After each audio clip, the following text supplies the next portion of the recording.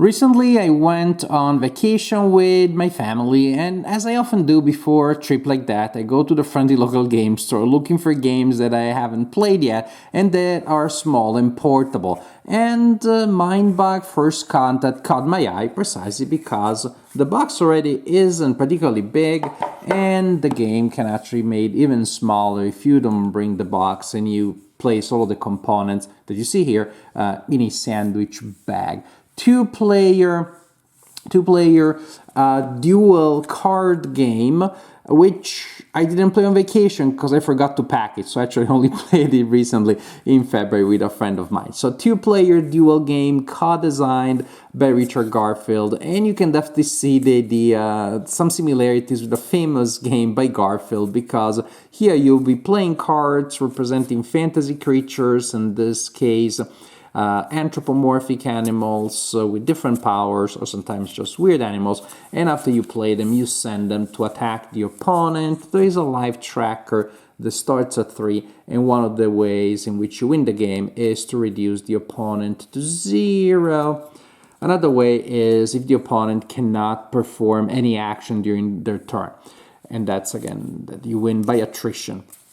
So again, kind of sort of minimalistic Magic the Gathering with no deck preparation beforehand. You shuffle these cards and you give each player a deck of 10 cards, and then they draw a hand of 5 out of it. 1, 2, 3, 4, 5. You're also going to give each player a life tracker, and you give each player 2 Mindbug cards. Each can be used only once per game, and they're used to steal a card that the opponent just played.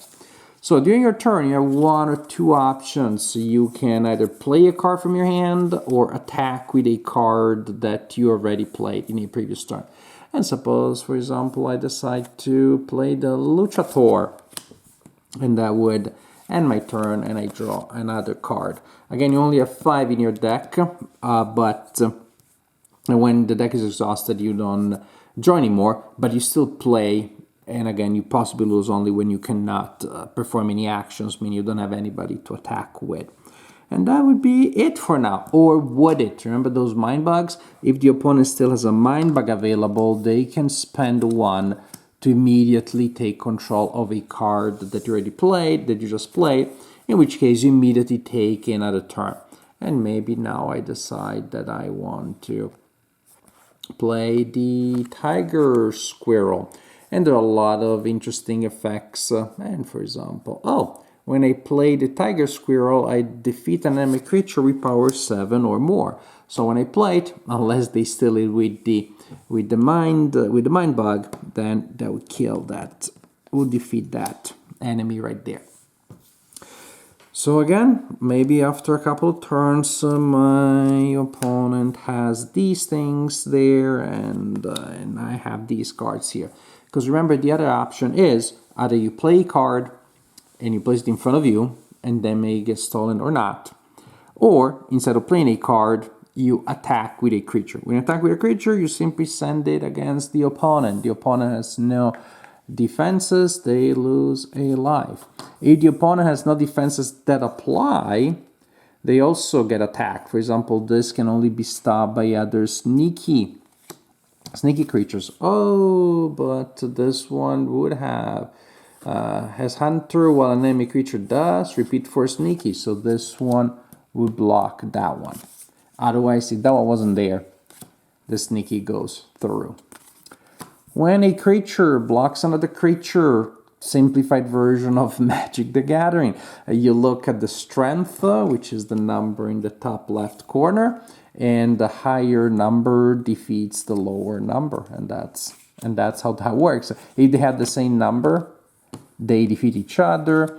If there are traits like poisonous, then that also defeats the opponent. So it's entirely possible that 2 cards will defeat each other. So that's the general idea. That's how you play pretty much.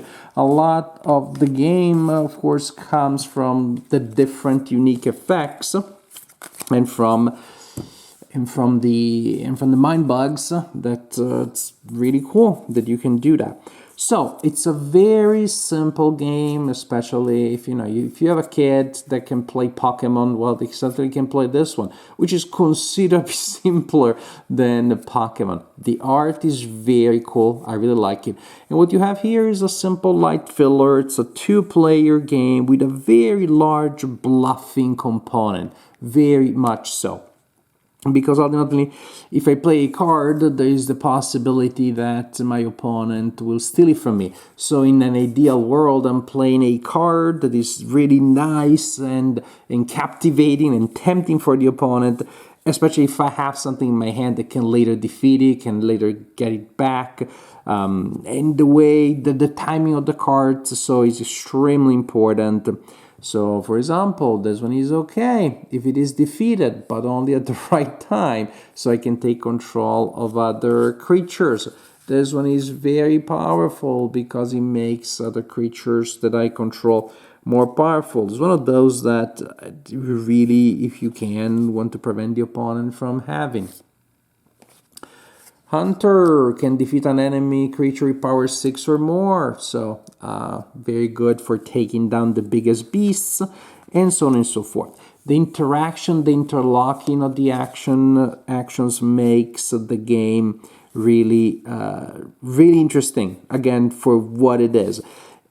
Sometimes games that have a ton of effects, they become kind of like confusing. Recently I played a game, Time Division, that was really hard to teach even to hardcore gamers. If nothing else, because it uses symbols on the cards, and so you have to then reconcile with a player aid. The fact that the effects, when they apply, are described there, that the keywords are not many and they're very intuitive. Poisonous, yes, it kills people that touch it. Especially if you play games like Magic the Gathering, that's not hard to learn. So you have a large number of effects that feel intuitive and they interlock very well and add a lot of variety to gameplay. My friend that I played it with also noted that you can easily scale the difficulty. Say if you're playing with younger players, you simply give them more cards. As simple as that, because you will always have more cards there that have not been used. And since the game may come down to attrition, then there you go. Then you have a nice challenge for you as an adult and a nice and yet fair advantage for the young players.